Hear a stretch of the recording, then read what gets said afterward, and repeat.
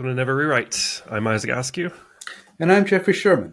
And today we're going to have our first Fulfilling Friday.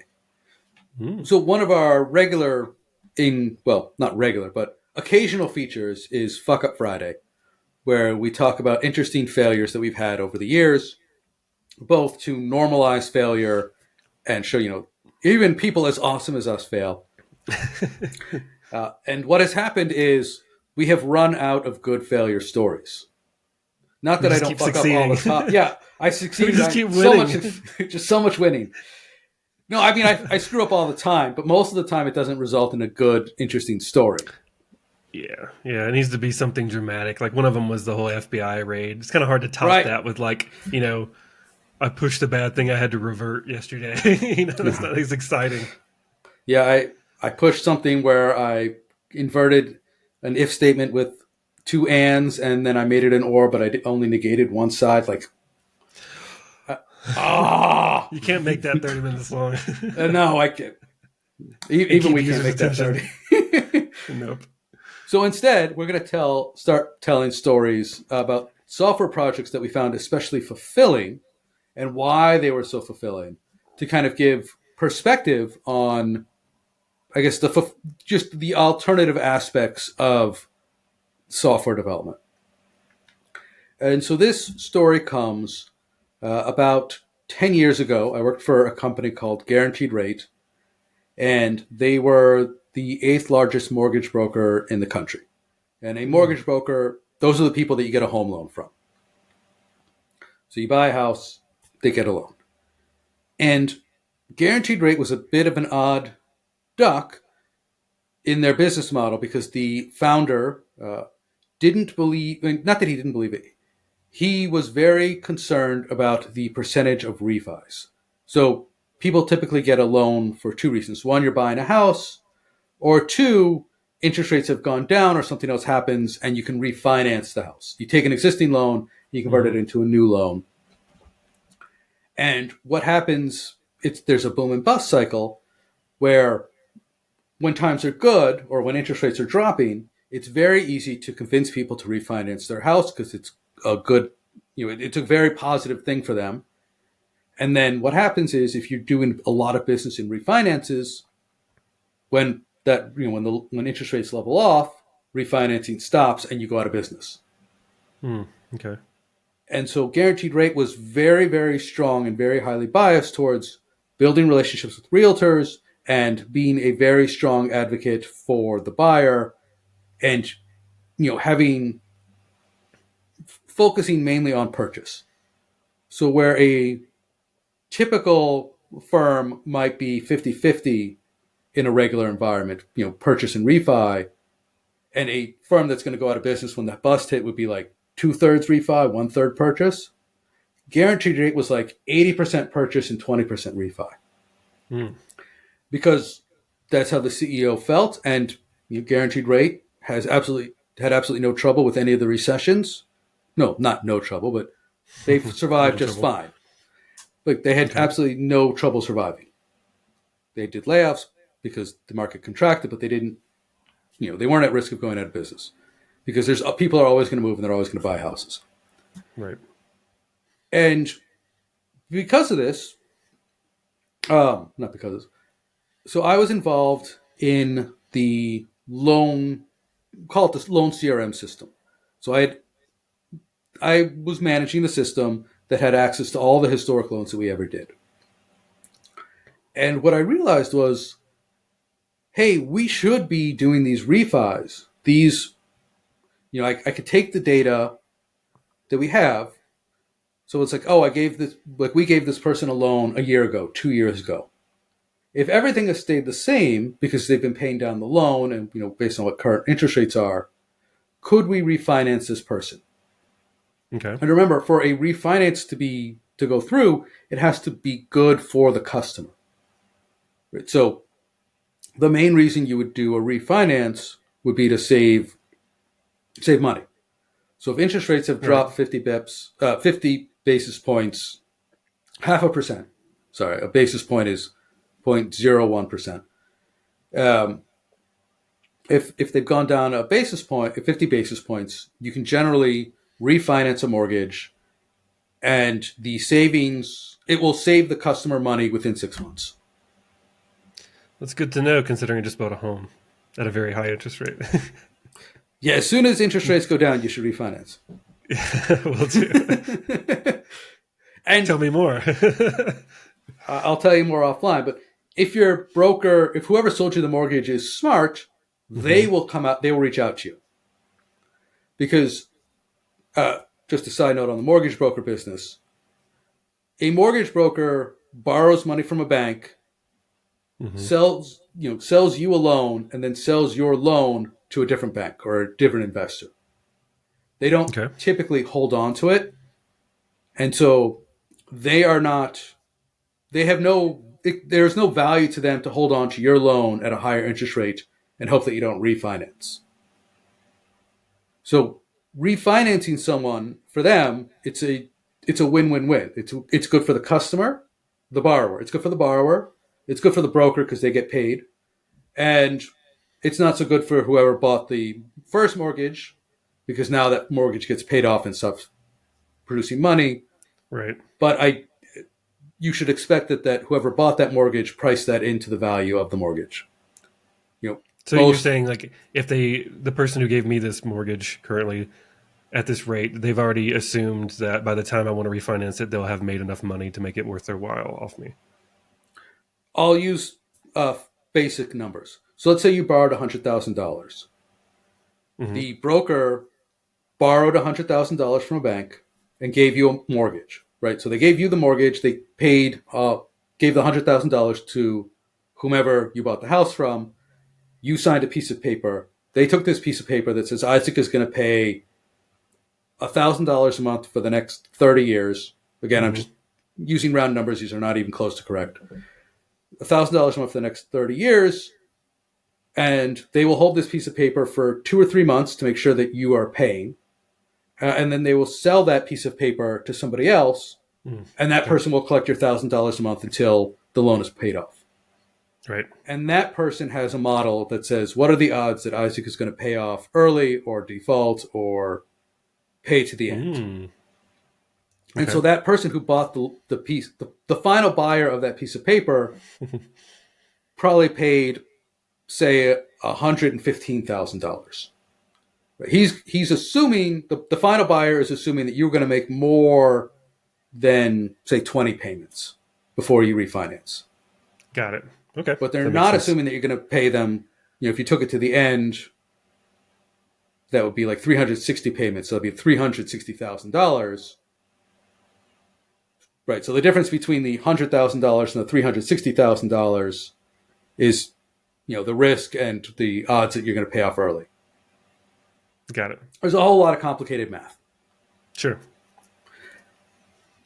So going back to guaranteed rate. So I conceived of this project not because I wanted to produce a ton of refinances for guaranteed rate, but because we had customers that could be saving money. And I felt that it was wrong that we weren't proactively reaching out to our customers and trying to save them more money, especially because, right, it's a win for us too. Like, if we save you money, you'll pay us for the privilege. And the people that we will sell your mortgage to don't care. Right. Not that they don't care, but it's priced into their models. They expect that we're going to do it. Right. To them, it's no harm, no foul. It's whatever.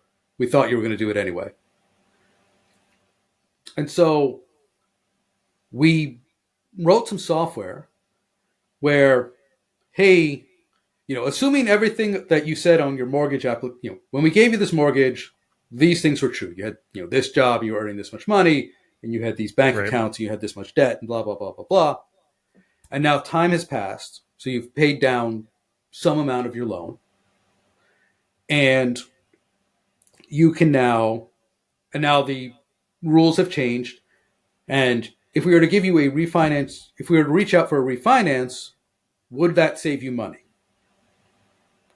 And if it did, the system would basically create a lead and send that off to your mortgage broker and say, hey, here's a lead. You could go reach out to this past customer of yours, and you can probably save them money. You should go have that conversation, right? Go sell them. Go, help them help you. Go reach out and save them money. And again, we didn't have. This was a Skunkworks project, so we didn't actually have permission to work on this because again, the company was biased against refinance. So interesting. Rebel Jeffrey. Rebel Jeffrey. And so I needed permission. Like when we had all the pieces, and in this case, the CEO's brother had ended up in the IT group. This is a case where the company becomes huge, and he was partnered with his brother, and he ended up. The brother had to end up somewhere. The brother was not was not somebody who was going to run the company, but he was perfectly fine. This is not a family business problem. It's just. So I reached out to him and I said, "Hey, can I show you something?" So I show him and I'm like, "Will you be my cover for hitting go on this?" He's like, "Yeah, I think this is great. Do it." I'm like, cool. Okay. So using him as my proxy, my beard, as it were, we hit go, and the emails start flowing out. And I when I say skunk work, I should also be clear that this is a heavily regulated industry. So everyone knew we were, not everyone, but lots of people knew that we were doing this because we were talking to the legal department. Can we do this? Because there's a lot of regulations. And what we can do and what makes sense to a programmer are two totally unrelated things. For sure. It's a law and it's a regulation, and what is rational and what is legal. Right. So we send these things out, and the company closes an additional $1 billion in refinances over 3 months, which is cool. The company made a lot of money doing that. Mm-hmm. But what was really cool to me was, because we ran the numbers, our customers were saving $1 million a year in interest payments. We had knocked $1 million in interest payments off of our customers' monthly payments. Mm-hmm. So that's $80,000 a month, every month for forever, basically. Right. So, and just to make sure I'm understanding this correctly, essentially, you basically your company was scared of refinances, but you're essentially making the case that if we just go ahead and help them refinance with us, essentially, then we can keep them before they decide to leave for someone else, giving them the interest payments and save them money, essentially. Correct. Yeah, it's not that they were scared. They were scared of pursuing them too hard. Mm-hmm. And so all the systems at the company pushed the loan officers to do new business. And if they did refinances, that was totally fine. But none of the systems were pushing them to do refinances. Got it. So they're essentially retaining customers by extending, refinance them before they get too wise to do it themselves. To go ahead with someone else. And then you're still collecting interest payments from without having to lose everything because someone else has the piece of paper. Someone else owns the loan. Well, no. Because remember, we're a mortgage broker. We don't we don't hold the paper. Ah, okay. Yeah. So we only make money by selling you the paper. We make money. I make money by selling you, Isaac, the paper, and then I make money by selling Isaac's paper to somebody else. Got it. So if you refinance, that's no skin off my back because I don't hold your paper anymore. Got it. Okay. Man, the whole house buying, mortgage, selling loans industry is something else for me. Okay. It is. And I'm talking from the perspective of a high quality, highly ethical company, which is unusual in that space. the reason that there's a lot of regulations and rules is because it's a highly unethical space. So while we were only reaching out to do refinances that were guaranteed to save the customer money inside of 6 months, the law only says it has to be save the customer money eventually. So other people, and again, the fact that there's a law that says it has to save the customer money should give you an idea of what happens. Yeah. Right?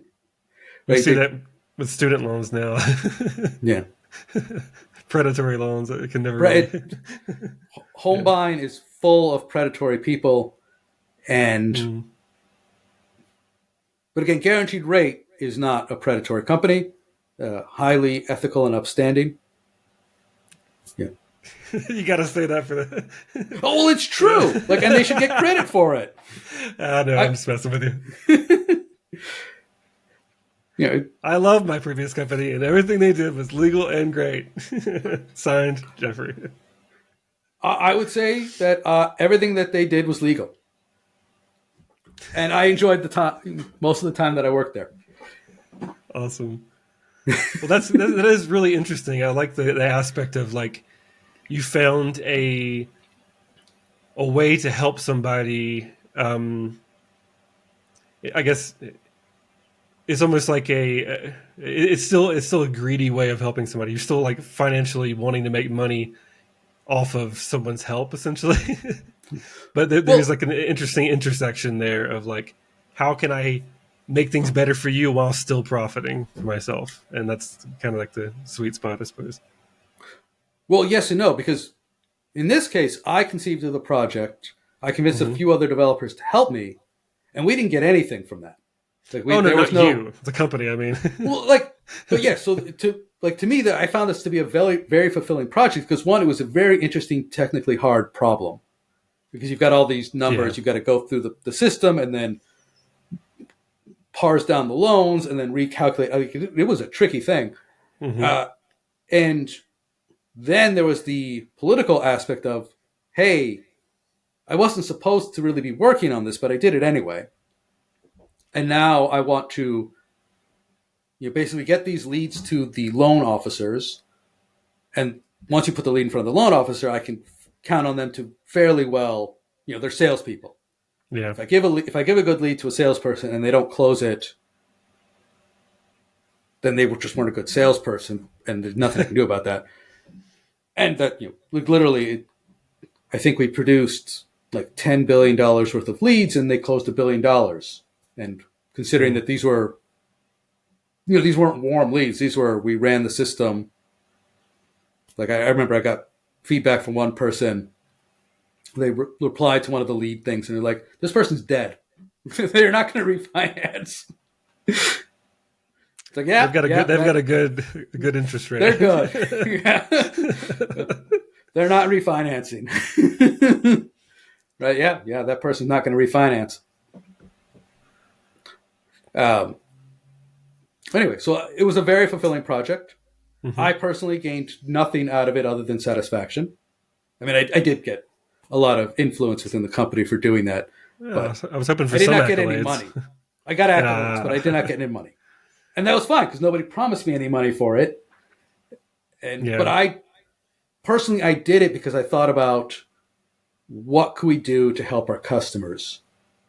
And to me, I did it because I'm like, oh, look at this. We could save our customers $1 million a year.